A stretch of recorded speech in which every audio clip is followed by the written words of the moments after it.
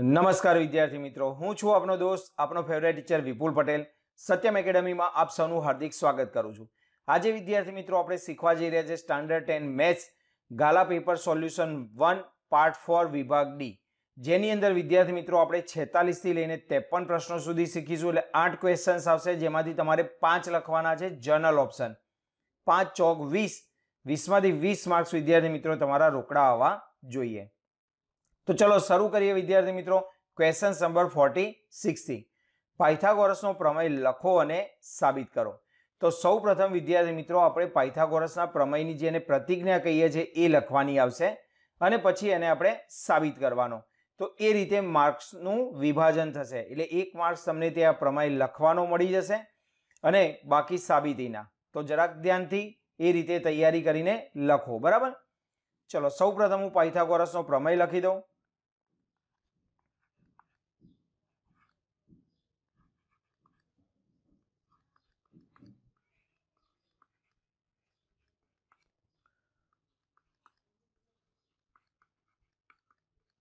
ચલો પ્રમેય વિદ્યાર્થી મિત્રો તમે જાણતા જ હશો શું આવશે.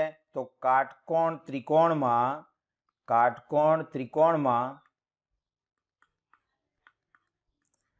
કર્ણનો વર્ગ બાકીની બે બાજુઓ, એટલે આ બંને બાજુઓ થશે, બાકીની બે બાજુઓના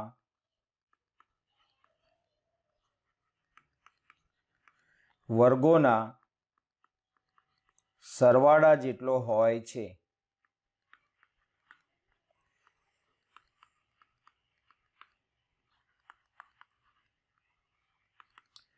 અહીંયા વિદ્યાર્થી મિત્રો આપણે પક્ષ ચાલુ કરીએ. પહેલા ત્રિકોણના નામ આપી દઈએ. ચલો આ કાટકોણ ત્રિકોણ લઈ લીધું, જેની અંદર આપણે ખૂણો બી કાટખૂણો લીધો, બરાબર. તો એ આપણું પક્ષ આવશે કે કાટકોણ ત્રિકોણમાં કર્ણનો વર્ગ બાકીની બે બાજુના વર્ગોના સરવાળા જેટલો હોય છે, એ આપણું સાધ્ય થઈ જશે. તો આ થઈ ગયો વિદ્યાર્થી મિત્રો તમારો પાયથાગોરસનો પ્રમેય. હવે પક્ષ કેવી રીતે લખવો? તો યાદ રાખો, આપણને જો પ્રતિજ્ઞા આપી હોય તો આપણે પ્રતિજ્ઞા ઉપરથી લખતા આવીએ છીએ. તો આ આપણી પ્રતિજ્ઞા જ છે. કાટકોણ ત્રિકોણમાં કર્ણનો વર્ગ બાકીની બે બાજુના વર્ગોના સરવાળા જેટલો હોય છે. તો આ કર્ણનો વર્ગ બાકીની બે બાજુના વર્ગોના સરવાળા જેટલો હોય એ આપણે સાબિત કરવાનું છે, એટલે આપણું સાધ્ય થઈ જાય. અને કાટકોણ ત્રિકોણ એ આપણાને જે કીધેલું છે એ જ આપણો પક્ષ છે. તો અહીંયા વિદ્યાર્થી મિત્રો આપણે આનું નામ આપેલું છે, માટે આપણે નામ પ્રમાણે પક્ષ બનાવીએ તો શું લખાય કે ત્રિકોણ ABC માં ખૂણો બી કાટકોણ છે. ચલો આપણાને આટલું આપેલું છે એટલે આપણે પક્ષમાં આટલું લખીશું. સાધ્યની અંદર આપણે જે સાબિત કરવાનું છે એ લખીશું, એટલે કે કર્ણનો વર્ગ બાકીની બે બાજુના વર્ગોના સરવાળા જેટલો. તો કર્ણ થઈ જશે AC, માટે AC square is equal two AB square plus BC square. આ આપણું થઈ જશે સાધ્ય. હવે સાબિતી. તો સાબિતીની અંદર આપણે D થી સ્ટાર્ટ કરીશું. સૌ પ્રથમ આપણે આ D લઈ લેવાનો. તો BD લંબ AC લેતા, જ્યાં બિંદુ D એ AC પર છે, એટલે કે રેખાખંડ AC પર છે. તો આપણે બિંદુ D એવું લીધું કે જે AC ઉપર લંબ થાય, એટલે BD લંબ AC બને, બરાબર. હવે આપણે અહીંયાથી વિદ્યાર્થી મિત્રો પ્રમેય 6.7 નો ઉપયોગ કરીશું અને એના પ્રમાણે એકદમ સિમ્પલ રીતે AB સ્ક્વેર લઈ લઈશું, પછી BC સ્ક્વેર લઈ લઈશું. જો હું તમને આ ફોર્મ્યુલા બતાવી દઉં, AB સ્ક્વેર એટલે AD ગુણ્યા AC આવશે અને BC સ્ક્વેર બરાબર નીચેની ટુકડો એટલે આ CD ગુણ્યા આખી બાજુ એટલે AC આવશે, બરાબર. આ બંને આપણે નંબર 1 નંબર 2 આપી દઈશું અને પછી એનો સરવાળો કરી દઈશું એટલે આપણો જવાબ આવશે. તો કે હવે પ્રમેય 6.7 પરથી બે ત્રિકોણોની સમરૂપતા બતાવી દેવાની. કઈ ત્રિકોણ? તો ઉપરનું ત્રિકોણ અને આખું ત્રિકોણ. તો ઉપરનું ત્રિકોણ વિદ્યાર્થી મિત્ર કઈ રીતે લખવાનું ખાસ ધ્યાન રાખજો. A થી સ્ટાર્ટ કરીશું અને કાટખૂણો વચ્ચે રાખીશું, એટલે ADB લખીશું. ABD ના લખતા, નહીં તો તમે ભૂલ કરી નાખશો. તો ત્રિકોણ ADB સમરૂપ ત્રિકોણ આખું લઈ લેવાનું ABC, જેમાં કાટખૂણો વચ્ચે રાખવાનો. બરાબર. હવે શું કરવાનું વિદ્યાર્થી મિત્રો, તો AB ને 2 વખત લેવાના છે, યાદ રાખવાનું. તો પહેલો છેલ્લો અક્ષર આવ્યો તો અહીંથી પહેલો છેલ્લો અક્ષર લઈ લો AC. તો આના ઉપરથી આપણે લખીશું કે AB/AC ઇઝ ઇક્વલ ટુ, ચલો આ જ રીતે આપણે શું લખીશું, તો અહીંયાના પહેલા 2 અક્ષર AB છે તો અહીંયા પહેલા 2 અક્ષર AD. પણ યાદ રાખવાના, આ ત્રિકોણના ઉપર લખાય ને આ ત્રિકોણના નીચે લખાય. તો આ પહેલા 2 અક્ષર પાછળના છે તો અહીં પહેલા 2 અક્ષર AD છે, તો અહીંયા આપણે લખીશું AD/AB. ચોકડી ગુણાકાર કરો વિદ્યાર્થી મિત્રો, એટલે આ બંનેનો ગુણાકાર થશે, આ બંનેનો ગુણાકાર થશે. માટે આપણે લખી શકીશું અહીંયા AD/AC is equal two AB/AB એટલે કે AB². આ થઈ ગયું તમારું પરિણામ નંબર 1. આ જ રીતે આપણે પરિણામ નંબર 2 લાવીશું. અહીંયા આપણે લખીશું વિદ્યાર્થી મિત્રો, તે જ રીતે પ્રમેય નંબર 6.7 પરથી હવે વિદ્યાર્થી મિત્રો આપણે નીચેનું ત્રિકોણ અને આખું ત્રિકોણ લેવાનું છે. બરાબર. તો નીચેનું ત્રિકોણ લઈશું BDC ત્રિકોણ, BDC સમરૂપ ત્રિકોણ આખું લેવાનું ABC. આ કાટખૂણો વિદ્યાર્થી મિત્રો ખાસ વચ્ચે રાખવાનો અને ખૂણો C અને ખૂણો C બંને એકરૂપ થાય. યાદ રાખો, BDC એટલે આ ખૂણો થયો અને ABC એટલે પણ આ ખૂણો થયો, માટે એને પણ પાછળ રાખવાના. આ ખાસ ધ્યાન રાખજો. ચલો હવે આપણે અહીંયા આ જ પ્રમાણે લખી નાખીએ. તો આપણે અહીંયા BC બાજુ 2 વખત લાવવાની છે એટલે BC લખીશું. તો અહીંયા BC લઈ લો અને આ પહેલો છેલ્લો અક્ષર લઈશું તો અહીં પહેલો છેલ્લો અક્ષર થશે AC. તો તમે આમ લખી શકો BC/AC. ચલો અહીંયા BC કયા છે, છેલ્લા 2 અક્ષર તો અહીંયા છે CD. તો DC/CD તમારે જે લખવા હોય તમે લખી શકો છો અપોન BC. હવે આનો ચોકડી ગુણાકાર કરી દઈએ તો શું થશે, DC/AC is equal two BC/BC એટલે BC². આ થઈ ગયો તમારો પરિણામ નંબર 2. પરિણામ 1 અને 2 નો સરવાળો કરો એટલે તમને AB² + BC² મળશે અને આગળ મળી જશે AC². તો ચલો અહીંયા હું સાઈડમાં સરવાળો કરી દઉં. પરિણામ 1 અને 2 પરથી તમારે વિદ્યાર્થી મિત્રો સળંગ નીચે લખ્યા કરવાનું. બરાબર. અહીંયા હું બોર્ડની અંદર આખું પ્રમેય આવી જાય એવી કોશિશ કરી રહ્યો છું કે જેથી કરીને તમને સમજાવવામાં સરળતા રહે. તો અહીંયા આપણે લખીશું AD/AC plus DC/AC. DC/AC is equal two AB² plus BC². તો AB² પ્લસ BC². ચલો અહીંયાથી આપણે AC કોમન કાઢી દઈએ તો AC કોમન નીકળી ગયા તો શું બચ્યું, AD plus DC is equal two AB² plus BC². હવે અહીંયા જુઓ AD પ્લસ BC આકૃતિમાં જુઓ AD પ્લસ DC. બરોબર. તો આ બંનેનો સરવાળો કરો એટલે AC થઈ ગયો. તો અહીંયા આપણે લખી શકીએ AC. તો માટે AC/AC is equal two AB² plus BC². ચલો AC બે વખત ગુણાકાર કરો તો શું થઈ જાય, તો AC² is equal two AB² plus BC². તો અહીંયા આપણો પ્રમેય પૂરો થઈ ગયો. આઈ હોપ કે તમને બહુ સારી રીતે ખ્યાલ આવી ગયો હશે. હવે વિદ્યાર્થી મિત્રો હું તમને ધ્યાનથી સમજો, એક શોર્ટકટ આકૃતિ પરથી ફરીથી એકવાર સમજાવી દઉં. જો તમારે શું કરવાનું, AB² લાવવાનો. હવે આપણો ફોર્મ્યુલા જ છે, તમને ખ્યાલ હશે. AB² એટલે ઉપરનો ટુકડો ગુણ્યા આખી બાજુ એટલે AD/AC આવશે. તો અહીંયા તમારું જે પરિણામ આવે તમારે ખાસ જોઈ લેવાનું કે AD/AC આવવું જોઈએ. એ જ રીતે નીચેની બાજુનો વર્ગ એટલે કે BC² બરાબર આનો ગુણાકાર CD/AC. હવે અહીંયા CD લો DC લો એનાથી કોઈ મતલબ નથી, DC CD બંને એક જ કહેવાય. તો CD/AC એને લઈ દો પરિણામ નંબર 2. પછી પરિણામ 1 અને 2 નો સરવાળો કરો. મેથેમેટિકલ સ્ટેપ છે, બહુ ઇઝી છે. AD plus DC AC common કાઢ્યા પછી જે બચે એની જગ્યાએ AC લખી દેવાના એટલે AC/AC AC² આવે. આ પ્રમેય વિદ્યાર્થી મિત્રો હું તો તમને કહું 5 વાર 10 વાર 20 વાર ગમે એટલી વાર લખો પણ મોઢે કરી નાખજો. પરીક્ષાની અંદર મોસ્ટલી ચાન્સીસ છે 99.99% આ પ્રમેય આવશે ને આવશે. બરોબર. તો એક્ઝામની અંદર વિદ્યાર્થી મિત્રો તમારા માટે આ 4 માર્ક્સ ખોતા નહીં, આ મોકો છે. કોપીની બિલકુલ વિચારણા ના કરતા, બરાબર. કોપી કરવાનો કોઈ સ્કોપ હોતો નથી, ધ્યાન રાખજો. ચોરીઓ થશે નહીં એવું જ યાદ રાખજો. ભલે કોરોના છે પણ ચોરીઓ નહીં કરવા દે, ચોરીઓ ના કરવી પડે એટલા માટે વિદ્યાર્થી મિત્રો ઓપ્શન લાયા છે. અને એવી આશા બી નહીં રાખવાની ચોરી કરવાની, બરોબર. તો આઈ હોપ કે વિદ્યાર્થી મિત્રો તમને પાયથાગોરસનો પ્રમેય બહુ સારી રીતે ખ્યાલ આવી ગયો હશે. ચલો હવે આપણે જોઈએ નેક્સ્ટ ક્વેશ્ચન. ચલો વિદ્યાર્થી મિત્રો શરૂ કરીએ આપણે પ્રશ્ન નંબર 47. બે સમરૂપ ત્રિકોણોના ક્ષેત્રફળનો ગુણોત્તર તેમની અનુરૂપ બાજુઓના ગુણોત્તરના વર્ગ બરાબર થાય છે તેમ સાબિત કરો.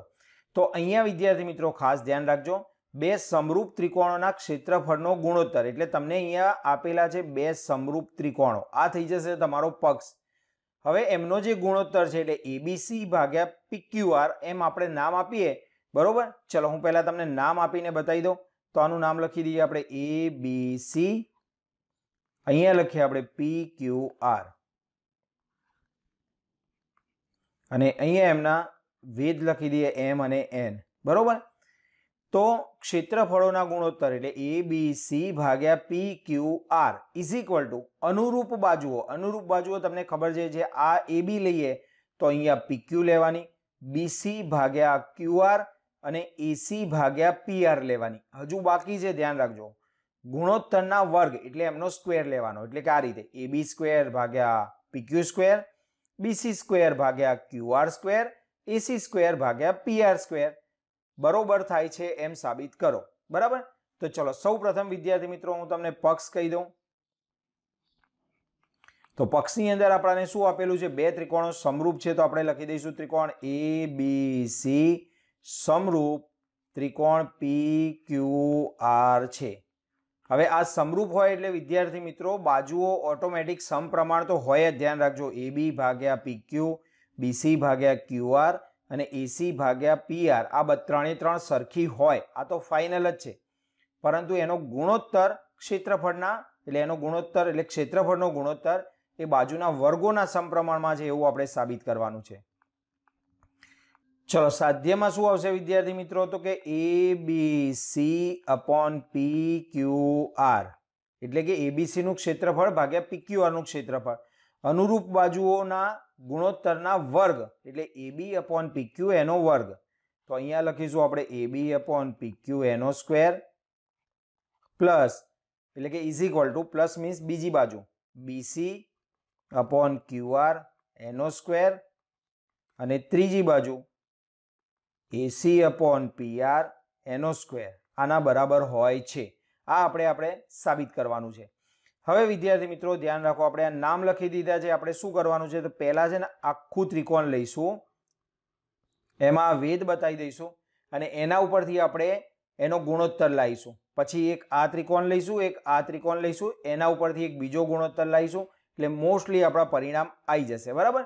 તો ખાસ આકૃતિ ઉપરથી તમારે ધ્યાન રાખવાનું ને યાદ રાખવાનું કે મારે શું કરવાનું છે, કયા સ્ટેપ કરવાના છે, જેથી કરીને તમારો પ્રમેય એકદમ ઇઝીલી સાબિત થઈ જાય. અને બંને ઇઝી છે.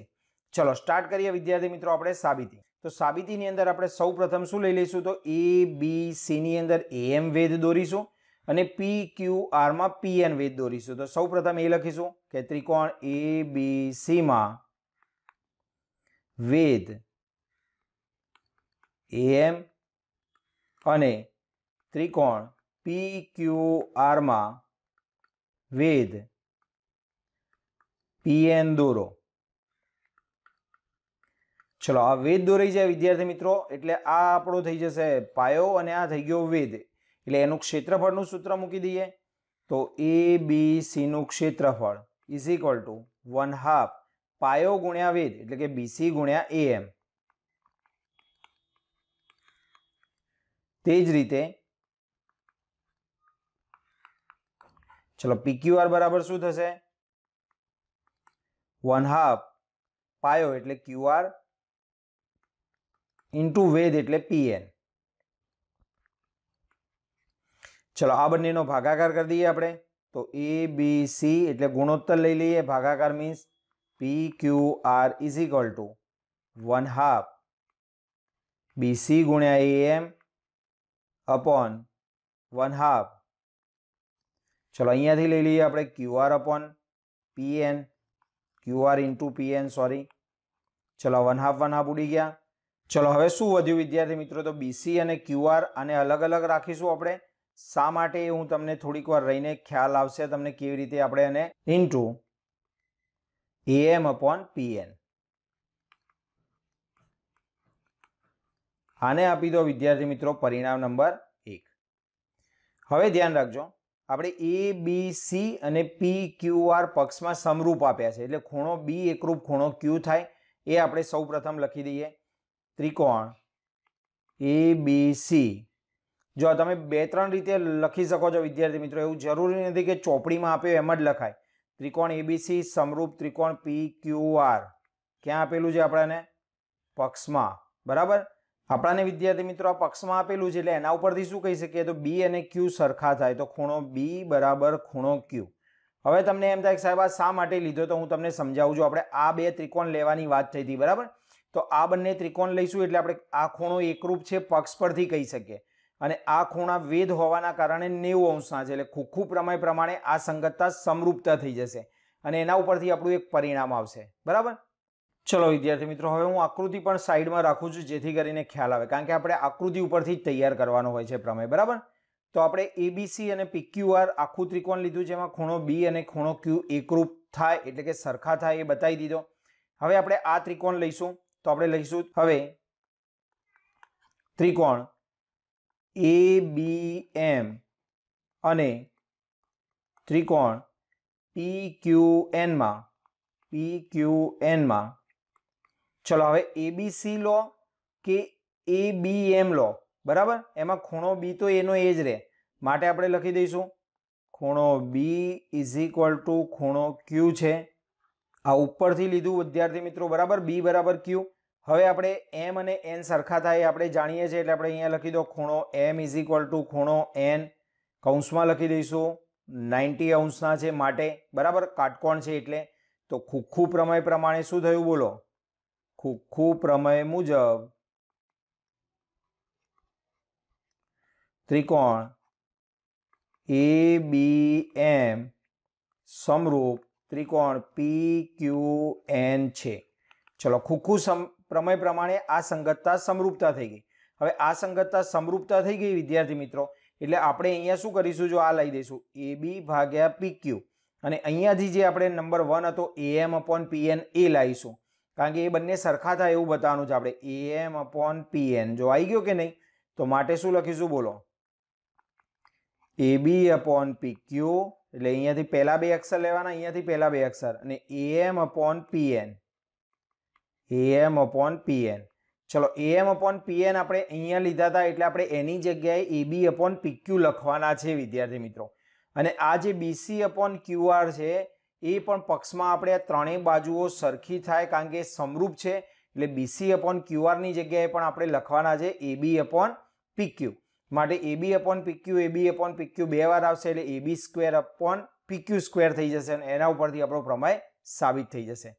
તો ચલો અહીંયા આપણે હવે પરિણામ નંબર આને આપી દો પરિણામ નંબર 2 અને હવે પરિણામ નંબર 3 એક લખી દઈએ, બરાબર, પક્ષ પરથી. તો આપણું ત્રીજું પરિણામ વિદ્યાર્થી મિત્રો શું આવશે? તો કે ABC સમરૂપ ત્રિકોણ PQR ક્યાં આપેલું હતું?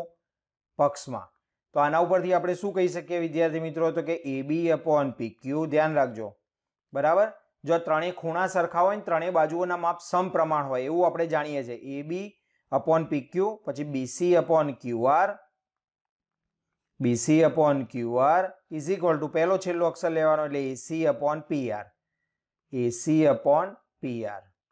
આને આપી દો પરિણામ નંબર 3. હવે પરિણામ નંબર 1, 2 અને 3 જુઓ, એના ઉપરથી તમે શું કહી શકો? તો AM/PN ની જગ્યાએ આપણે AB/PQ લખીશું અને BC/QR ની જગ્યાએ પણ AB/PQ લખીએ તો AB²/PQ² આપણો સાબિત થઈ જાય. એ જ રીતે આપણે BC²/QR² અને AC²/PR² પણ સાબિત કરી શકીએ. માટે હવે આપણે ડાયરેક્ટ આપણું જે સાધ્ય હતું એ જ લખવાનું એટલે આપણો પ્રમેય પૂરો થઈ જશે. બરાબર, તો ચલો એ હું નીચે લખી દઉં છું વિદ્યાર્થી મિત્રો, હવે તમને ખ્યાલ આવી ગયો હશે. તો અહીંયા વિદ્યાર્થી મિત્રો આપણે લખી દઈશું પરિણામ 1, 2 અને 3 પરથી શું કહી શકાય? તો કે ABC/PQR is equal two AB upon PQ, BC upon QR ની જગ્યાએ આપણે AB અપોન PQ મૂક્યા, AM અપોન PN ની જગ્યાએ AB અપોન PQ મૂકી દઈશું. તો આ થઈ ગયો તમારો AB અપોન PQ નો સ્ક્વેર. બરોબર. ચલો એક પરિણામ આવી ગયું. હવે પરિણામ નંબર 3 જુઓ તો આ ત્રણેયનો સ્ક્વેર કરીએ તો એ ત્રણે ત્રણ સરખા થાય એટલે આપણે અહીંયા લખી શકીએ પરિણામ 3 પરથી ABC upon PQR is equal to AB upon PQ, BC upon QR અને AC upon PR ના સ્ક્વેર. બરાબર, એટલે વર્ગોના સમપ્રમાણમાં છે. તો આ સાબિત થાય છે. તો અહીંયા વિદ્યાર્થી મિત્રો તમારો પ્રમેય પૂરો થયો. આઈ હોપ કે તમને ખ્યાલ આવી ગયો હશે. આ જ પ્રમેય વિદ્યાર્થી મિત્રો હવે વારંવાર પૂછાવાના છે ગાલાના પેપરોમાં. એટલે હું નેક્સ્ટ ક્વેશ્ચન છે વિદ્યાર્થી મિત્રો, 7.6 સેન્ટીમીટર લંબાઈનો રેખાખંડ દોરી તેનું 5:8 ગુણોત્તરમાં વિભાજન કરો અને રચનાના મુદ્દા લખો.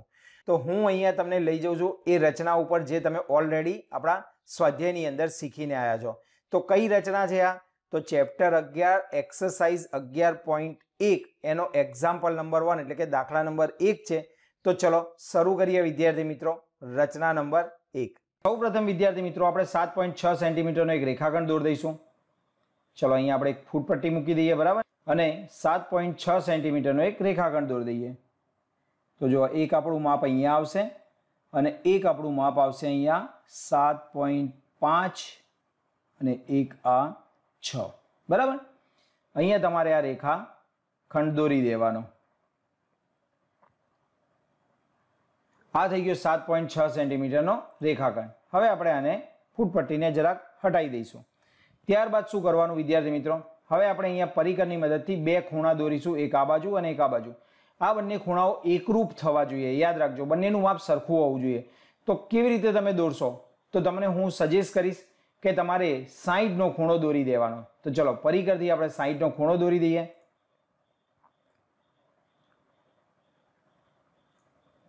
અહીંયાથી આપણે આશરે ત્રિજ્યા લઈ વિદ્યાર્થી મિત્રો. બરાબર, અને આ રીતે એક ચાપ દોરી દેવાનો છે. એ જ રીતે અહીંયાથી આપણે એક ચાપ દોરી દઈશું. બરાબર, ચલો આ ચાપ આપણે આ રીતે નીચેની સાઈડ દોરી દઈશું. હવે શું કરવાનું વિદ્યાર્થી મિત્રો, તો અહીંયા આપણે પરિકરની અણી મૂકવાની જ્યાં આ ચાપ છેદતો હોય એ જગ્યાએ, અને ત્યાંથી લઈ તો આપણે નીચેની બાજુ અહીંયા એક ચાપ દોરવાનો. બરાબર, આ જે આપણો ખૂણો બનશે એ 60નો ખૂણો બને. એ જ રીતે સામેની સાઈડ આપણે અહીંયાથી ચાપ દોરીશું. બરાબર,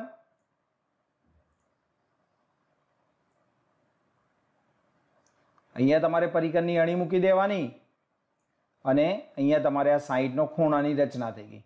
તો આ જે વિદ્યાર્થી મિત્રો આપણી 60ના ખૂણાની રચના થઈ ગઈ. હવે અહીંયા ફૂટપટ્ટીની મદદથી વિદ્યાર્થી મિત્રો આપણે બે કિરણો દોરી નાખીએ.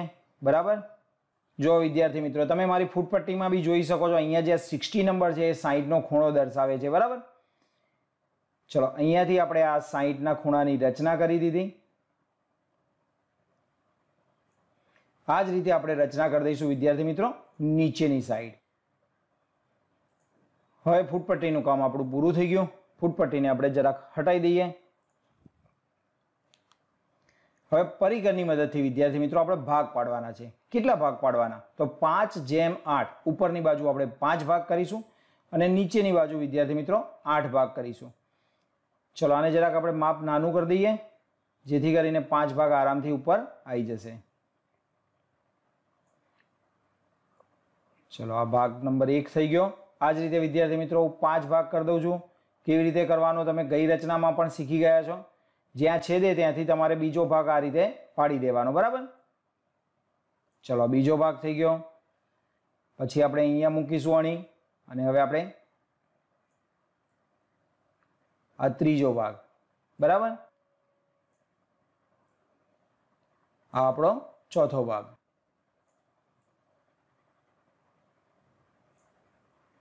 એક, બે, ત્રણ, ચાર અને 5 ભાગ થઈ ગયા. બરાબર, આ જ રીતે વિદ્યાર્થી મિત્રો આપણે નીચેની બાજુ કેટલા ભાગ કરવાના છે? તો નીચે આપણે 8 ભાગ કરવાના છે 5/8 હોવાના કારણે. તો અહીંયાથી આપણે 8 ભાગ કરીશું. ધ્યાનમાં શું રાખવાનું છે બોલો? ધ્યાનમાં આપણે એ રાખીશું કે માપ બદલાવવું જોઈએ નહીં. બરાબર, ઉપર જે ભાગ પડ્યા હતા એ જ ભાગ લઈ વિદ્યાર્થી મિત્રો આપણે આ રીતે માપ બદલ્યા વગર 8 ભાગ કરીશું. તમને કંઈ ખ્યાલ ના આવતો હોય વિદ્યાર્થી મિત્રો તો તમે મને કોમેન્ટ્સમાં જણાવી શકો છો. પણ ગઈ વખતની રચના એવી હતી વિદ્યાર્થી મિત્રો કે જે આપણાને એકાદ બે જણા હતા જે મનમાં થોડુંક ઈર્ષા રાખીને એમ કહું તો ચાલે ડિસલાઇક આપતા હતા. એ લોકોએ પણ મને ડિસલાઇક નથી આપી. એટલે એમ કહું કે આપણા મિત્રો કદાચ કામની કદર કરી એવી હું આશા રાખી શકું.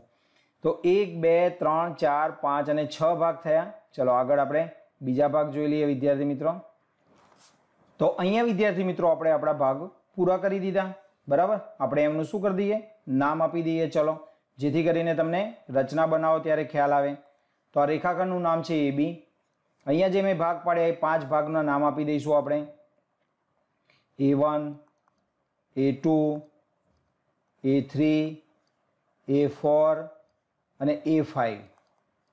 નીચે વિદ્યાર્થી મિત્રો આપણે નામ આપી દઈશું B1 B2 B3 B4 B5 B6 B7 અને B8. બરાબર, આ જે ભાગ છે B8 છે. હવે આપણે શું કરવાનું વિદ્યાર્થી મિત્રો? તો આનો 5મો ભાગ લેવાનો ઉપરવાળાનો અને નીચેવાળાનો 8મો ભાગ લેવાનો. બરાબર, એ બંનેને આપણે જોઈન્ટ કરી દેવાના. તો ચલો 8મા ભાગ ઉપર લાવી દીધા અને અહીંયાથી આપણે લઈ લઈએ અને 5મા ભાગ ઉપર. તમારે યાદ રાખવાનું કે બરાબર સેન્ટર પોઈન્ટમાંથી લેવાના વિદ્યાર્થી મિત્રો. બરાબર, હું સહેજ આખું પાછું લઈ શકું કારણ કે અહીંયા મેં તમને બતાવવા માટે પેન્સિલ આપણી જાડી રાખી છે એકદમ. એટલા માટે કદાચ તમને સહેજ આખું પાછું માપ આવી શકે કદાચ. બાકી હું પૂરેપૂરો પ્રયત્ન કરું છું કે ના. ચલો હવે હું A5 અને B8 ને જોઈન્ટ કરી દઉં છું. જુઓ,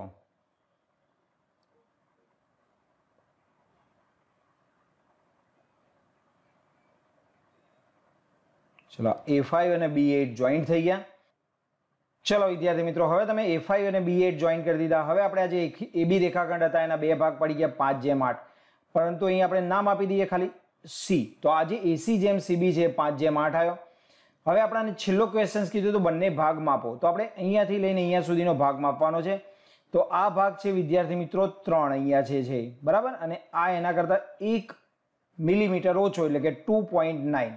તો આનું માપ આવશે 2.9 અને બાકી જે બચ્યો એનું માપ આવશે 4.7. જે તમે 7.6 માંથી બાદ કરીને બી કરી શકો છો અથવા તમે ફૂટપટ્ટીને અહીંયાથી લાવીને 0 ઉપર મૂકી દો અને અહીંયા માપી લો એટલે આ થઈ જશે તમારું 4.7. અહીંયા તમારો 5 છે ને 3 મિલીમીટર ઓછું છે. બરાબર, તો આ રીતે વિદ્યાર્થી મિત્રો તમારી રચના પરફેક્ટ તમે દોરશો તો પરફેક્ટ માપ 100% આવશે. બરાબર, અને એ માપ તમારે લખવાનું હોય છે. ચલો હું તમને સમજાવી દઉં રચનાના મુદ્દાઓ એકવાર. ચલો વિદ્યાર્થી મિત્રો, હવે આપણે જોઈ લઈએ રચનાના મુદ્દાઓ. તો રચનાના મુદ્દાની અંદર વિદ્યાર્થી મિત્રો તમે જુઓ છો આપણે આ ભાગ પાડી દીધા AC/CB. અહીંયા એક આકૃતિ તમારી સમક્ષ રાખી છે જેથી કરીને તમને રચનાના મુદ્દા ઇઝીલી ખ્યાલ આવી જાય. દરેક વખતે વિદ્યાર્થી મિત્રો રચનાના મુદ્દા નહીં લખાવું કારણ કે પાછળની બધી રચનાઓ સેમ આવશે. એટલે એકવાર સમજાવીશ, પાછળની એક રચનામાં સમજાવી દઈશ, પછી તમારે જાતે સમજવાના રહેશે કારણ કે આમાં કંઈ બહુ હોતું નથી. જો આપણે જે કામ કર્યું ને એ જ રીતે તમારે રચનાના મુદ્દા લખવાના. તો પહેલા આપણે શું દોર્યું હતું બોલો? 7 સેન્ટીમીટર 7.6 સેન્ટીમીટરનો રેખાખંડ AB દોર્યો. તો આપણે અહીંયા લખી દીધું. બરાબર, ચલો સેકન્ડ નંબરમાં આપણે શું કર્યું હતું? તો અહીંયા આપણે 2 ખૂણાઓ સરખા લીધા, 2 લઘુકોણો.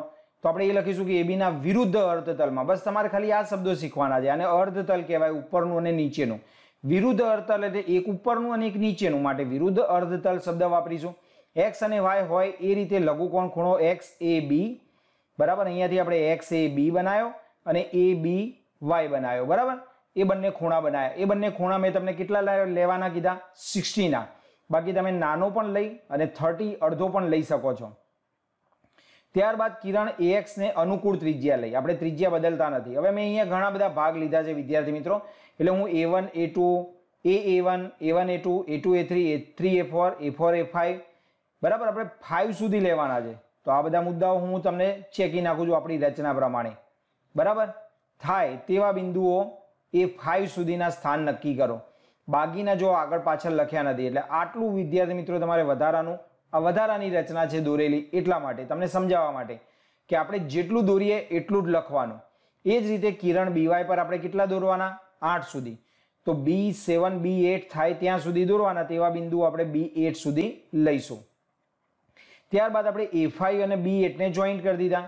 જ્યાં છેદે ત્યાં રેખાખંડને આપણે C નામ આપી દીધું, તો એ લખી નાખ્યું. માટે AC જેમ AB 5:8 થશે. આપણો પહેલો જવાબ પૂરો થયો.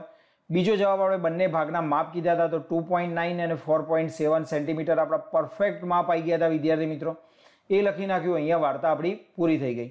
હજુ બુક્સની અંદર આપણે એમ કીધું યથાર્થતા ચકાસો, બરાબર. એટલે કે આ સત્ય છે કે નહીં. તો આ જે તમે જે ભાગ લાયા વિદ્યાર્થી મિત્રો, એ યથાર્થતા જ કહેવાય, બરાબર. તો એના વિશે આપણે શું લખવાનું હોય છે? તો A5 અને A5 C બિંદુ, બરાબર, અને B5 C ખુખુ પ્રમેયના આધારે સમરૂપ થઈ જશે આ બંને ત્રિકોણો, બરાબર. એટલે એ બંને ત્રિકોણો સમરૂપ થવાના કારણે આપણે કહી શકીએ કે A5/B8, એટલે આપણે અહીંયાથી લઈને આર્યો ભાગ અને અહીંયાથી લઈને આ ભાગ, એ બંનેનો ભાગાકાર કરીએ તો AC ભાગ્યા BC થાય. આ ખુખુ પ્રમેય પ્રમાણે આ બંને ત્રિકોણો આપણે પહેલા સમરૂપ બતાવી દીધા. તો તમારે વિદ્યાર્થી મિત્રો A5 અને B8, બરાબર, એ બંનેનો ભાગાકાર AC/CB જેટલો થાય. AC/CB અને AC/CB એટલે 5/8 રચના દ્વારા આપણે કરેલું છે. આમ AC/CB બરાબર 5/8 છે, માટે AC/CB બરાબર 5/8 થાય. બસ તમારે આ જ વસ્તુ ખાલી લખવાની હોય છે. પૂછાતું નથી હોતું વિદ્યાર્થી મિત્રો. ગઈ વખતે તો રચનાના મુદ્દાઓ પણ નહોતા પૂછાયા, બરાબર. તો 4 માર્ક્સમાં વિદ્યાર્થી મિત્રો મને લાગતું નથી કે યથાર્થતા ને બધું પૂછાય. તમારે ખાલી રચનાના મુદ્દાઓ સુધી તૈયાર કરી નાખશો, ચાલશે. અને યથાર્થતા પૂછાય તો તમારે કંઈ નહીં કરવાનું. અહીંયાથી આ ભાગ ને અહીંયાથી આ ભાગ લખીને 5/8 તમને જે ભાગ પાડવાના કીધા હોય તમારે લખી નાખવાનું. અને છેલ્લે આપણે જે જેમ પ્રમાણ કીધું હોય એ લખી નાખો, એટલે તમારો યથાર્થતા ઓકે થઈ જશે. આઈ હોપ કે વિદ્યાર્થી મિત્રો પ્રશ્ન નંબર 48 તમને બહુ સારી રીતે ખ્યાલ આવી ગયો હશે. ચલો હવે જોઈએ આપણે પ્રશ્ન નંબર 49. તો પ્રશ્ન નંબર 49 છે વિદ્યાર્થી મિત્રો. 6 સેન્ટીમીટર ત્રિજ્યાવાળું વર્તુળ દોરો. તેના કેન્દ્રથી 10 સેન્ટીમીટર દૂર આવેલા બિંદુમાંથી વર્તુળના સ્પર્શકની જોડીની રચના કરો અને રચનાના મુદ્દા લખો. તો આ પણ વિદ્યાર્થી મિત્રો મેં ઓલરેડી ચલાવી દીધી છે, જે ચેપ્ટર 11.2 સ્વાધ્યાયનો પહેલો દાખલો જ છે. તો ચલો વિદ્યાર્થી મિત્રો હું તમને લઈ જાઉં આપણા એ વિડીયો ઉપર. નંબર 1, 6 સેન્ટીમીટર ત્રિજ્યાવાળું વર્તુળ દોરો. તેના કેન્દ્રથી 10 સેન્ટીમીટર દૂર આવેલા બિંદુમાંથી વર્તુળના સ્પર્શકની જોડની રચના કરો અને તેમની લંબાઈ માપો. હવે અહીંયા ધ્યાન રાખજો વિદ્યાર્થી મિત્રો, 6 સેન્ટીમીટર ત્રિજ્યાવાળું વર્તુળ અને બહારનું બિંદુ આપેલું છે. તો વર્તુળ અને તેના બહારના બિંદુમાંથી કેવી રીતે આપણે રચના કરવી એ તમને સમજાવી દઉં. હવે અહીંયા ધ્યાન રાખજો વિદ્યાર્થી મિત્રો, 6 સેન્ટીમીટર ત્રિજ્યાવાળું વર્તુળ એટલે ખૂબ મોટું વર્તુળ થશે. આપણી કદાચ સ્ક્રીનની પણ બહાર જતું રહે એટલું મોટું વર્તુળ અહીંયા થશે. એટલે હું શું કરું છું, અહીંયા એક ટેકનિક યુઝ કરું છું, એટલે કે જેટલા પણ માપ આપ્યા છે એના અડધા માપ લઈને ગણીશ. એટલે તમને જે જવાબ આવશે અહીંયા આપણાને તેમની લંબાઈ શોધવાની, એ આપણાને જવાબ જે આવશે એના કરતા અડધો આવશે, એટલે આપણે છેલ્લે એનો ડબલ કરી દઈશું. તો ચલો શરૂ કરીએ વિદ્યાર્થી મિત્રો આપણે રચના દોરવાનું. તો એ 6 સેન્ટીમીટર ત્રિજ્યાવાળું વર્તુળ કીધું છે, એટલે હું 3 સેન્ટીમીટર ત્રિજ્યા લઈ અને વર્તુળ દોરીશ. તમારી નોટની અંદર વિદ્યાર્થી મિત્રો 6 સેન્ટીમીટર આરામથી આવી જશે, એટલે તમારે 6 સેન્ટીમીટરનું વર્તુળ દોરવાનું. તમારે એમ સમજવાનું કે આ 6 સેન્ટીમીટરનું વર્તુળ થઈ ગયું. હવે તેના કેન્દ્રથી 10 સેન્ટીમીટર દૂર આવેલા બિંદુમાંથી, તો 10 સેન્ટીમીટર આપણે અડધું માપ લીધું છે વિદ્યાર્થી મિત્રો, એટલે આપણે 5 સેન્ટીમીટર માપ લઈશું, બરાબર. તો આ થઈ ગયું 5 સેન્ટીમીટર માપ. ત્યાંથી આપણે વર્તુળ નથી દોરવાનું, પણ ત્યાં આપણે શું કરવાનું છે વિદ્યાર્થી મિત્રો, એક પોઈન્ટ્સ લેવાનું છે. તો અહીંયા આપણે પોઈન્ટ્સ લઈ લઈશું. તો સર્વપ્રથમ વિદ્યાર્થી મિત્રો આપણે શું કરવાનું, તો આપણું જે કેન્દ્ર હતું ત્યાં એક બિંદુ દોરીશું અને એક બિંદુ આપણે 10 સેન્ટીમીટર દૂર, એટલે અત્યારે હાલ હું હાફ લઉં છું, એટલે 5 સેન્ટીમીટર દૂર લઉં છું. ત્યાં આપણે એના નામ આપી દઈએ. તો આ બિંદુ છે આપણું O અને આ બિંદુ છે આપણું A, બરાબર. હવે આપણે OA રેખાખંડ દોરી દઈશું. તો આ થઈ ગયો વિદ્યાર્થી મિત્રો આપણો OA રેખાખંડ. હવે આપણે શું કરવાનું, તો આના લંબ દ્વિભાજકની રચના કરવાની છે.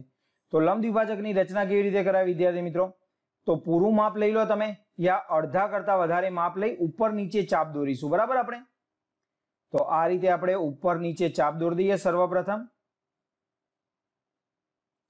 એક ચાપ ઉપર દોરી દઈએ અને એક ચાપ આપણે નીચે દોરી દઈશું. ત્યારબાદ સામેની સાઈડથી આપણે આ રીતે ચાપ દોરી દઈશું વિદ્યાર્થી મિત્રો.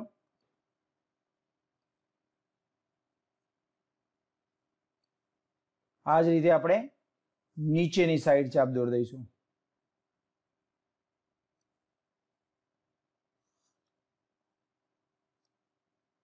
તો આ ચાપ વિદ્યાર્થી મિત્રો આપણા જ્યાં છેદા થયા ત્યાંથી એક પસાર થતી રેખા દોરી દેવાની આ રીતે. બરાબર. આ જે રેખા આપણને મળે અહીંયા આપણે એમ નામ આપી દેવાનું. એ આપણા લંબ દ્વિભાજકનું બિંદુ થશે, જેને આપણે લંબનો લંબપાત કહીએ છીએ. બરાબર વિદ્યાર્થી મિત્રો. અહીંયા આપણે નામ આપી દઈશું એમ. હવે OM જેટલી ત્રિજ્યા લઈ અને આપણે એક વર્તુળ દોરી દેવાનું. બસ સમજી લો તમારી રચના પૂરી થવા આવી છે. એકદમ ઈઝી હોય છે વિદ્યાર્થી મિત્રો આ રચના. ચલો OM જેટલી ત્રિજ્યા લઈ અને આપણે એક વર્તુળ દોરી દઈશું. સર્વપ્રથમ વિદ્યાર્થી મિત્રો આ રીતે ચેક કરી લેવું. બરાબર. વર્તુળ દોરીએ એ પહેલા કે આપણા બંને પોઈન્ટ્સ સેમ ટુ સેમ આવે છે કે નહીં. તો અહીં તમે જોઈ શકો છો કે એક્ઝેક્ટ પોઈન્ટમાંથી પસાર થઈ હવે તમે વર્તુળ દોરી નાખો આ રીતે. ચલો આપણું વર્તુળ થઈ ગયું અને તમારું કામ પણ થઈ ગયું. બરાબર. હવે આપણે સ્પર્શકો દોરી દઈશું. તો આ થઈ ગયો વિદ્યાર્થી મિત્રો એક સ્પર્શક. એવો સ્પર્શક આપણે નીચે દોરી દઈશું. તો આ થઈ ગયો વિદ્યાર્થી મિત્રો તમારો બીજો સ્પર્શક. ચલો અહીંયા વિદ્યાર્થી મિત્રો હું P નામ આપી દઉં, કારણ કે મેં રચનાના મુદ્દા લખ્યા છે એમાં P નામ આપેલું છે. હવે આપણે શું કરવાનું વિદ્યાર્થી મિત્રો, તો આ જે બિંદુઓ છે એનું આપણે Q અને R નામ આપી દઈશું. બરાબર. PQ અને PR તો જોઈન કરી દીધા. હવે આપણે OQ અને OR જોઈન કરી દઈશું. બરાબર.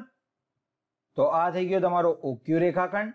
આ જ રીતે વિદ્યાર્થી મિત્રો આપણે નીચે OR રેખાખંડને જોઈન કરી દઈએ.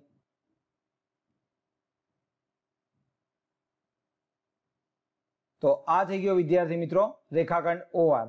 હવે આપણે શું કરવાનું વિદ્યાર્થી મિત્રો, તો આપણને એમ કીધું હતું કે એનું માપ બી શોધવાનું, તેમની લંબાઈ માપો. એટલે આ જે સ્પર્શકો દોર્યા એ સ્પર્શકોની આપણે લંબાઈ શોધવાની છે. તો લંબાઈ શોધીશું વિદ્યાર્થી મિત્રો. આપણે બધા જ માપ અડધા અડધા લીધા છે, માટે લંબાઈ એની પણ કેવી આવશે? અડધી. એટલે આપણે એના ડબલ કરવાનું ભૂલતા નહીં. બરાબર. ચલો ચેક કરી લઈએ. તો અહીંયા વિદ્યાર્થી મિત્રો તમે જોઈ શકો છો કે આ 0 થી સ્ટાર્ટ થાય છે અને અહીંયા 4 સેન્ટીમીટરની લંબાઈ આવી છે. બરાબર. એટલે એના ડબલ કરી દઈએ એટલે કેટલા થઈ જાય? 8 સેન્ટીમીટર. તો આનું માપ આવશે 8 સેન્ટીમીટર. ચલો ફૂટપટ્ટીને જરાક સાઈડમાં હટાવી દઈએ. તો અહીંયા તમારે વિદ્યાર્થી મિત્રો કેટલા લખવાના આવશે? 8 સેન્ટીમીટર. હવે જો હું જે માપ છે એ ઓરિજિનલ માપ તમારા લખું છું. આ 6 સેન્ટીમીટરની ત્રિજ્યા લઈ આપણે વર્તુળ દોર્યું. OP બરાબર આપણું 10 સેન્ટીમીટર હતું અને આ આપણો 8 સેન્ટીમીટર આવી જશે. બરાબર. તમે જ્યારે નોટમાં રચના દોરશો વિદ્યાર્થી મિત્રો તો તમારા માપ આ રીતે આવી જશે. બરાબર. તો મારે જગ્યા ઓછી હોવાના કારણે મેં અડધા અડધા માપ લઈને ગણ્યા હતા. ચલો વિદ્યાર્થી મિત્રો સૌપ્રથમ હું તમને રચના ફટાફટ દોરતા શીખવાડી દઉં. સૌપ્રથમ આપણે શું કરવાનું, તો 6 સેન્ટીમીટર ત્રિજ્યા વાળું વર્તુળ. તો 6 સેન્ટીમીટરનું માપ લઈ લો સાઈડમાં. અચ્છા એક બીજી વસ્તુ તમને શીખવાડું કે તમારી નોટની જે આ લીટી હોય ને વિદ્યાર્થી મિત્રો એના ઉપર જ તમારું પોઈન્ટ્સ લેજો. આ ખાસ ધ્યાન રાખજો. તો આ કેન્દ્ર ઉપર તમે અહીંયા લીટી ઉપર તમારું કેન્દ્ર લઈ અને 6 સેન્ટીમીટર ત્રિજ્યા લઈ વર્તુળ દોરી દો. 6 સેન્ટીમીટરનું વર્તુળ દોરીને જે કેન્દ્ર આવે ત્યાંથી 10 સેન્ટીમીટર બહારનું બિંદુ P લઈ લો. રેખાખંડ OP ને જોઈન કરો. રેખાખંડ OP ના બંને છેડેથી આપણે ઉપર નીચે ચાપ મારીશું OP જેટલી ત્રિજ્યા લઈ, જેથી એનો લંબ દ્વિભાજક મળશે. એને M બિંદુ નામ આપી દો અહીંયા જ્યાં છેદે ત્યાં. પછી OM જેટલી ત્રિજ્યા લઈ લો અને M ને કેન્દ્ર ગણી OM જેટલી ત્રિજ્યા લઈ આ વર્તુળ દોરી દો. આ વર્તુળ જે આપણા જૂના વર્તુળને જ્યાં છેદે ત્યાં Q અને R નામ આપી દો. રેખાખંડ PQ જોડો, PR જોડો, OQ જોડો અને OR જોડી લો. બરાબર. OQ અને OR આ બધા જોઈન્ટ થઈ જાય પછી PQ નું માપ લઈ લો તમે, જે આપણાને એમ કીધું હતું કે તેમની લંબાઈ શોધવાનું હતું સ્પર્શકોની. તો એ PQ ની લંબાઈ તમારી 8 સેન્ટીમીટર આવી જશે અને PR ની લંબાઈ પણ 8 સેન્ટીમીટર આવી જશે. બરાબર. તો આમ વિદ્યાર્થી મિત્રો અહીંયા તમારી રચના દોરવાની પૂરી થઈ. ચલો હવે આપણે બતાવી દઉં તમને રચનાના મુદ્દાઓ. રચનાના મુદ્દાઓ વિદ્યાર્થી મિત્રો આપણે જે કામ કર્યું એ રીતે લખવાના. સૌપ્રથમ આપણે શું કર્યું, 6 સેન્ટીમીટરનું વર્તુળ દોર્યું. તો 6 સેન્ટીમીટર ત્રિજ્યા વાળું વર્તુળ દોર્યું એ લખીશું. બીજા નંબરમાં આપણે શું કર્યું, 10 સેન્ટીમીટર દૂર બિંદુ P લીધું, તો OP બરાબર 10 સેન્ટીમીટર થાય તેવું બિંદુ P વર્તુળના બહારના ભાગમાં દોર્યું. ત્યારબાદ આપણે OP નો લંબ દ્વિભાજક દોર્યો, તો આપણે લખીશું OP નો લંબ દ્વિભાજક રચી બિંદુ M મેળવ્યો. ત્યારબાદ M ને કેન્દ્ર ગણી OM જેટલી ત્રિજ્યા લીધી, તો M ને કેન્દ્ર ગણી OM જેટલી ત્રિજ્યા લઈ વર્તુળ રચ્યું, જે આપણા O કેન્દ્રિત વર્તુળને જ્યાં છેદે તે આપણે R અને Q નામ આપ્યું. ત્યારબાદ PQ અને PR જોઈન્ટ કર્યા, તો PQ અને PR જોઈન્ટ કર્યા. OQ અને OR જોઈન્ટ કર્યા, તો એ લખી દઈશું. ત્યારબાદ આપણે એ બંનેનું માપ લઈ લીધું, તો સ્પર્શકો PQ અને PR ના માપ 8 સેન્ટીમીટર થાય છે. PQ બરાબર 8 સેન્ટીમીટર અને PR બરાબર 8 સેન્ટીમીટર. તમે આટલું લખો એટલે તમારી કમ્પ્લીટ રચનાના મુદ્દાઓ પૂરા થશે. તો અહીંયા વિદ્યાર્થી મિત્રો આપણો પ્રશ્ન નંબર 49 પૂરો થયો. આઈ હોપ કે તમને આ પ્રશ્ન સમજાયો એ બહુ જ સારી રીતે ખ્યાલ આવી ગયો હશે. ચલો હવે જોઈએ આપણે ક્વેશ્ચન નંબર 50. ચલો વિદ્યાર્થી મિત્રો શરૂ કરીએ આપણે દાખલા નંબર 50. વાવાઝોડાના કારણે એક ઝાડ એવી રીતે ભાંગીને વળી જાય છે જેથી તેની ટોચ જમીન સાથે 30ના માપનો ખૂણો બનાવે છે. તે રીતે જમીનને સ્પર્શે છે. ઝાડની જમીનને સ્પર્શતી ટોચ ઝાડના થડ વચ્ચેનું અંતર 8 મીટર છે. એટલે અહીંયા વિદ્યાર્થી મિત્રો આ એક ઝાડ છે જેની લંબાઈ છે AC. એટલે B બિંદુ આગળથી ભાગીને એવી રીતે નીચે પડે છે જમીન સાથે, તો એ માની લો અહીંયા D બિંદુ એ સ્પર્શે છે એવું આપણે બનાવી દઈએ.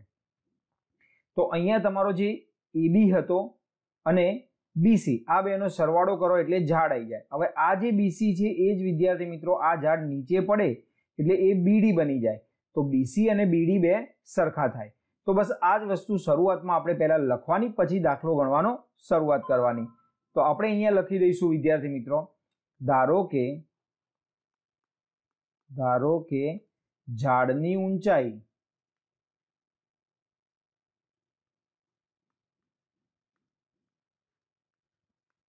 AC છે, તે B બિંદુએથી ભાગીને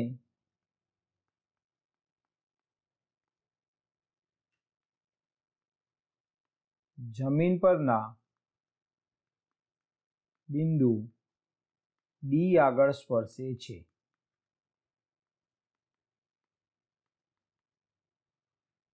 બરાબર, અહીંયાથી ભાગીને આ જે C ભાગ હતો એટલે કે ઝાડની ટોચ એ D બિંદુએ સ્પર્શે છે.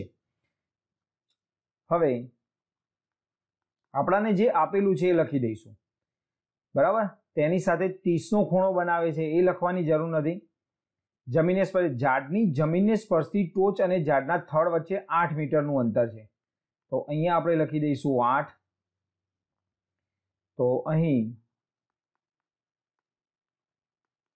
AD બરાબર 8 metre,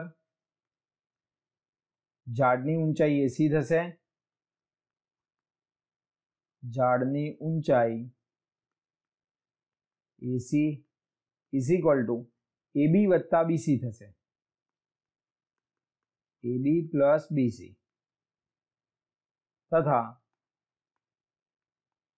BC is equal two BD થશે.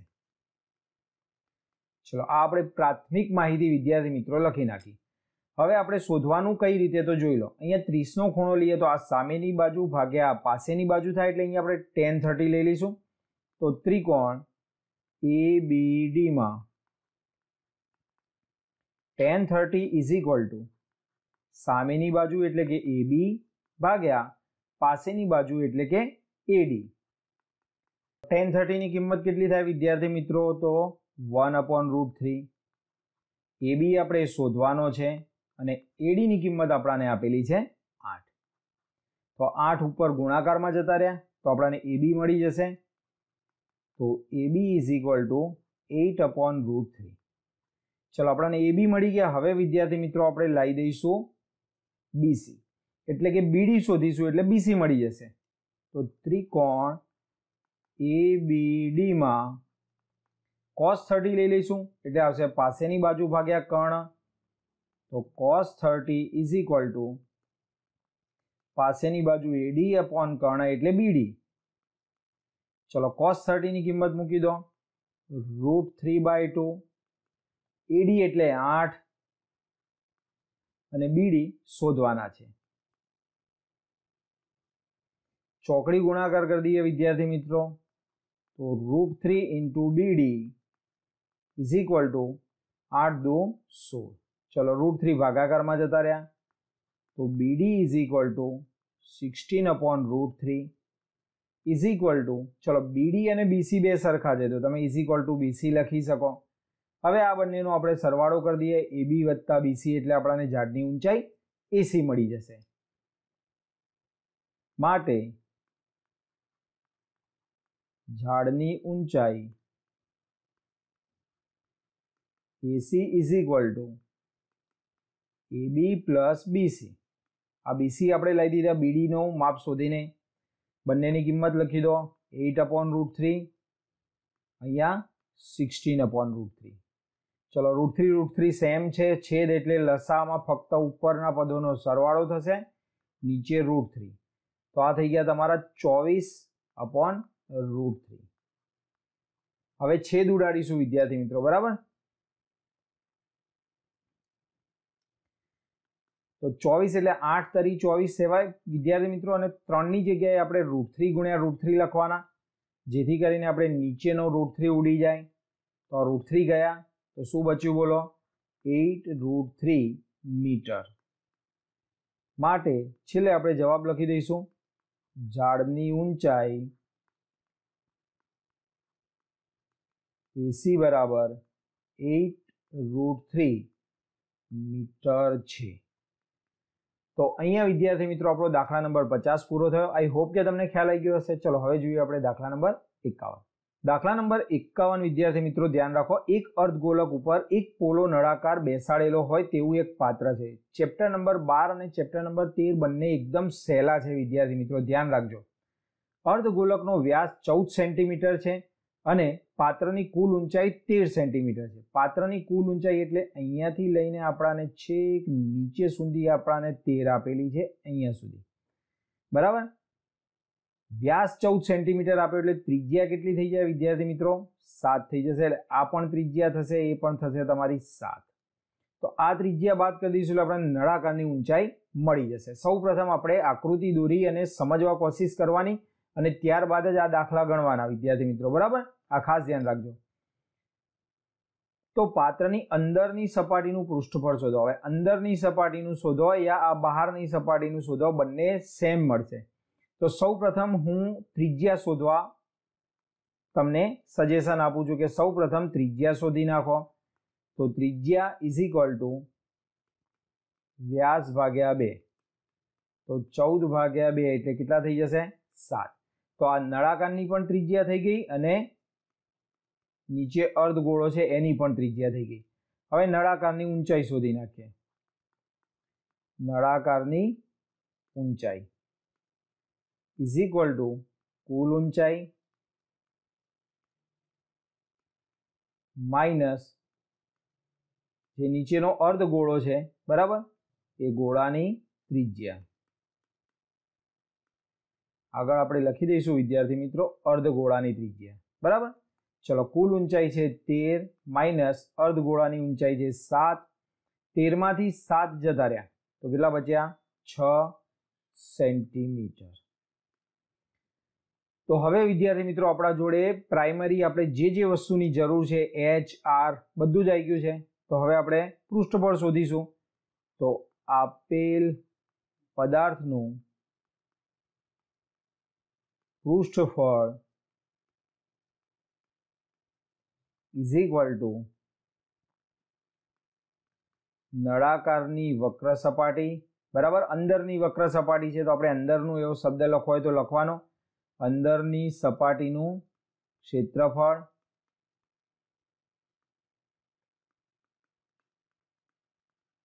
પ્લસ અર્ધગોલકની અંદરની સપાટીનું ક્ષેત્રફળ.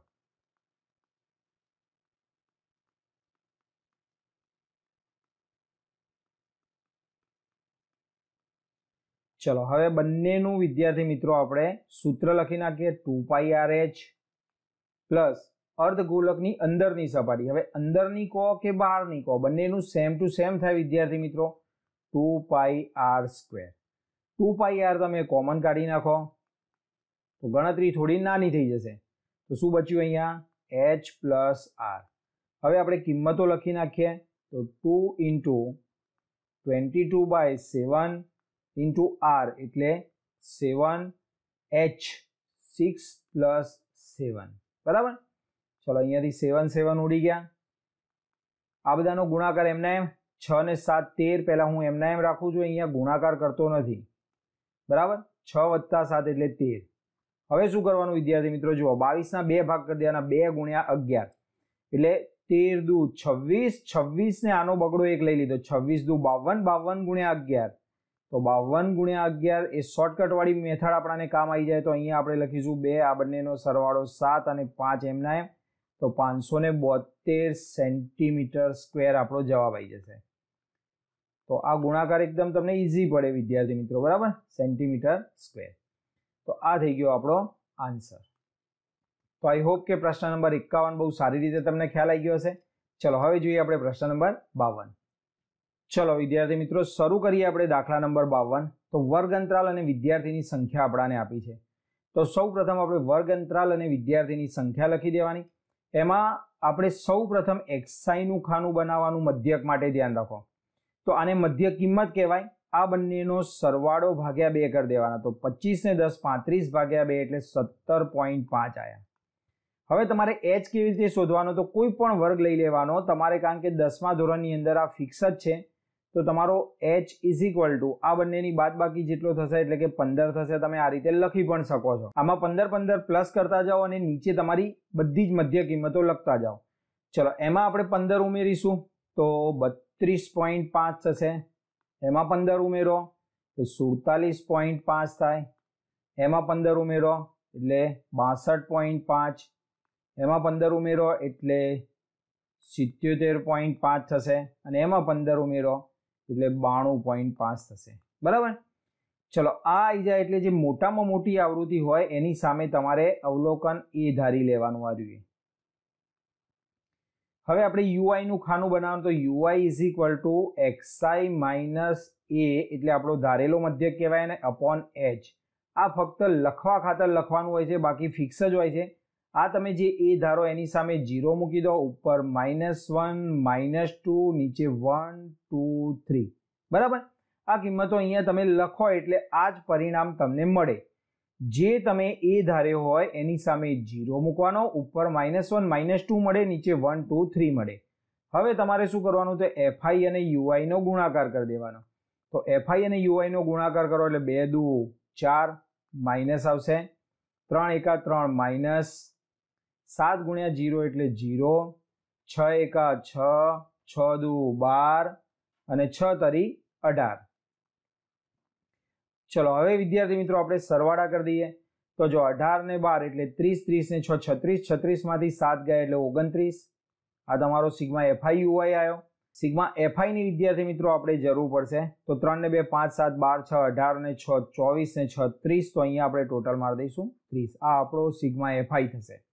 હવે સૂત્રની અંદર તમારે કિંમતો મૂકવાની હોય છે, પણ સૂત્રમાં કિંમત મૂકે એ પહેલા વિદ્યાર્થી મિત્રો આપણે જે કિંમતો મૂકવાના છે એ બધી જ કિંમતો આપણે એકવાર લખી દેવાની. ચલો વિદ્યાર્થી મિત્રો હવે આપણે જે કિંમતો સૂત્રમાં મૂકવાના છે એ બધી કિંમતોનું આપણે લખી નાખીએ. તો a h fi એટલે સિગ્મા fi બરાબર, અને સિગ્મા fi ui ની અને સિગ્મા fi ui ની કિંમત મૂકતા.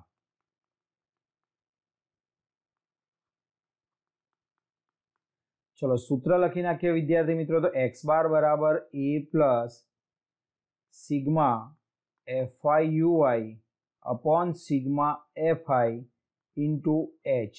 ચલો એની કિંમત કેટલી છે વિદ્યાર્થી મિત્રો? તો 47.5 પ્લસ સિગ્મા fi ui એટલે 29. સિગ્મા fi એટલે વિદ્યાર્થી મિત્રો કેટલી છે? 30. તો અહીંયા મૂકી દઈશું 30 ઇન્ટુ h એટલે 15. બરાબર. દાખલો બહુ સહેલો છે. અહીંયા છેદ ઉડાડી દઈશું તો 15 દુ 30, 2 વડે છેદ ઉડાડી દીધા તો 14 દુ 28 અને 0.5 આવી જશે, 14.5. તો ઇઝ ઇક્વલ ટુ આપણે આ બંનેનો સરવાળો કરી દઈએ. તો 47.5 વત્તા 0.5 એટલે 48, 48 4 52 10 62. તો 62 એ તમારો જવાબ આવી ગયો. આ થઈ ગઈ તમારી મધ્ય કિંમત. બરાબર। નીચે વિદ્યાર્થી મિત્રો ખાસ જવાબ લખી નાખવાનો। તેથી આપેલ આવૃત્તિ વિતરણનો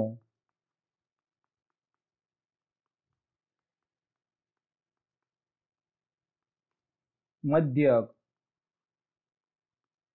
62 છે। તો આ થઈ ગયો વિદ્યાર્થી મિત્રો આપણો જવાબ। ચલો હવે આપણે જોઈએ નેક્સ્ટ એક્ઝામ્પલ। ચલો વિદ્યાર્થી મિત્રો શરૂ કરીએ આજનો આપણો છેલ્લો દાખલો એટલે કે દાખલા નંબર 53। નીચેનું આવૃત્તિ વિતરણ એક ધોરણના 30 વિદ્યાર્થીઓના વજન આપે છે। વિદ્યાર્થીઓના વજનનો મધ્યસ્થ શોધો। તો સૌપ્રથમ વિદ્યાર્થી મિત્રો આપણે અહીંયા વજન એટલે કિલોગ્રામમાં છે, આપણો વર્ગ અંતરાલ છે લખીને રાખ્યો છે। આ છે વિદ્યાર્થીઓની સંખ્યા જે છે આપણી આવૃત્તિ 2 3 8 6 6 3 અને 2। યાદ રાખો વિદ્યાર્થી મિત્રો મધ્યસ્થ શોધવા માટે માત્ર તમારે એક જ ખાનું બનાવવાનું હોય છે, એ છે સંચય આવૃત્તિ CF નો। તો આ બે એમના એમ લખવાના, 2 અને 3 નો સરવાળો કરીને લખો 5, 5 અને નીચેની આવૃત્તિ એટલે કે 13, 13 અને 6 19, 19 ને 6 25, 25 ને 3 28 અને 2 30। અહીંયા જે વિદ્યાર્થી મિત્રો છેલ્લી આવૃત્તિ આવે આનું ટોટલ એટલું જ થવું જોઈએ। તો તમારે એકવાર ટ્રાય કરી લેવાનો ટોટલ કરવા માટે। 3 ને 2 5 8 13 6 19, 19 ને 6 25, 25 3 28 ને 2 30। તો તમને ખ્યાલ આવે કે આપણે જે ટોટલ કર્યું એ ઓકે છે। હવે વિદ્યાર્થી મિત્રો આપણે શું કરવાનું, તો આપણે ખાસ ધ્યાન રાખવાનું કાચો મધ્યસ્થ શોધી નાખવાનો। બરાબર, કાચો મધ્યસ્થ એટલે n/2 કરીને, કારણ કે એના ઉપરથી જ આપણે ધારવાની શરૂઆત કરીશું। તો સૌપ્રથમ આપણે લખીશું અહીં n બરાબર 30 છે તથા n/2 લઈ લઈશું, n/2 ઇઝ ઇક્વલ ટુ 15 છે। હવે વિદ્યાર્થી મિત્રો તમે જે આ n/2 શોધ્યો ને તમારો કાચો મધ્યસ્થ કહેવાય। અહીંયા આપણે એવું લખતા નથી ચોપડીની અંદર, ફક્ત n/2 લખીએ છે।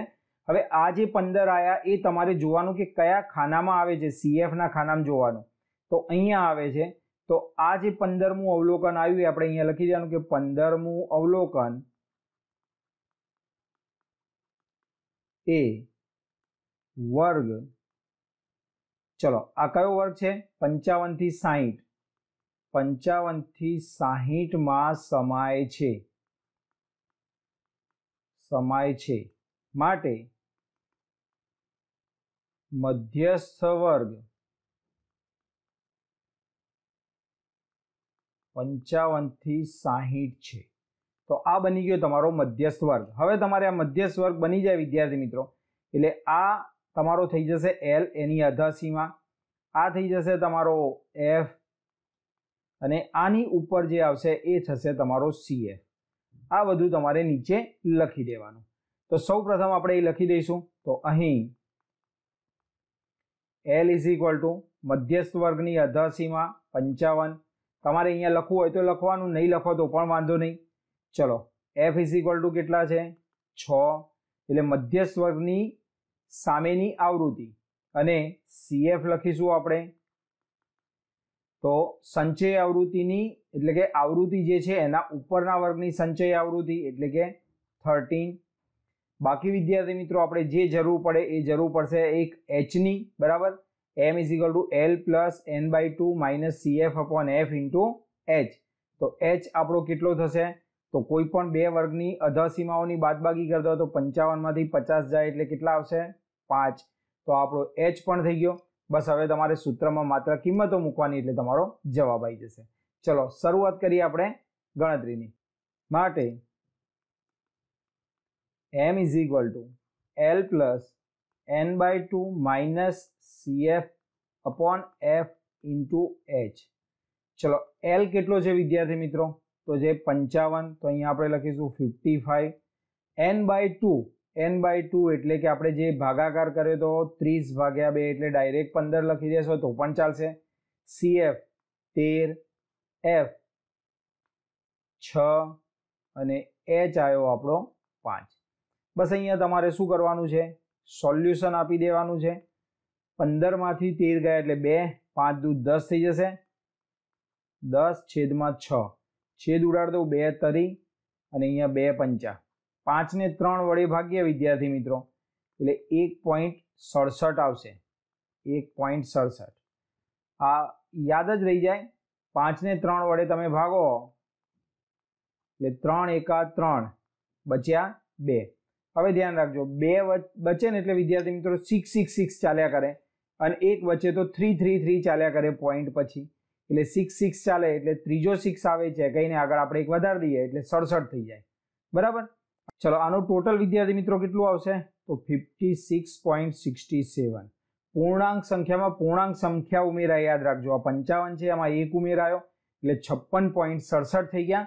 તો આ થઈ ગયા તમારા વજન કિલોગ્રામમાં છે. બરાબર. આપણે મધ્ય શોધ્યા, આમાંથી શોધીએ છીએ, જેનું એકમ જે હોય એ આપણા જવાબનો એકમ બનશે. તો 56.67 કિલોગ્રામ આપણે નીચે લખી દેવાનો જવાબ શબ્દોની અંદર, કારણ કે મેં તમને કીધું ને કે બધા જ દાખલાઓની અંદર નીચે જવાબ ખાસ લખો વિદ્યાર્થી મિત્રો. તો ચલો જવાબ લખી કાઢીશું આપણે. આમ વિદ્યાર્થીના વજનનો મધ્યસ્થ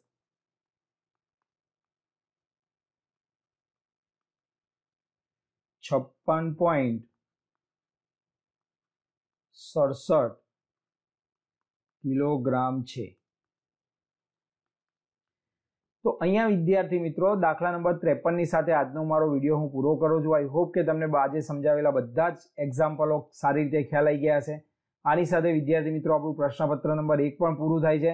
તો જો વિદ્યાર્થી મિત્રો તમને મારા વિડીયો પસંદ આવતા હોય તો લાઇક, શેર અને સબસ્ક્રાઇબ કરો, બીજા મિત્રોને જાણ કરો. જે વિદ્યાર્થી મિત્રો સબસ્ક્રાઇબ કરી ચૂક્યા છે એમનો દિલથી આભાર. બહુ ઝડપથી ફરીથી મળીશું નવા વિડીયોની અંદર, નવા લક્ષ્ય અને નવા ધ્યેય સાથે આગળ વધીશું. જય હિન્દ, જય ભારત.